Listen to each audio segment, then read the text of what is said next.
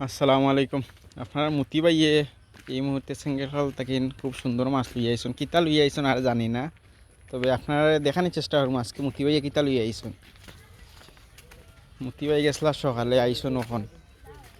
মতি ভাই তোমার তো শার্টও হয়ে গেছে, আজকে নিতে পার ভাই হয়েছে। হয় হয়, তো আমরা মাছ কোনটা দেখাছেন মতি ভাই কিতা কিতা আনছো আজকে? হ্যাঁ দেখাই রা। হ্যাঁ দেখাছেন কিতা কিতা আজকে।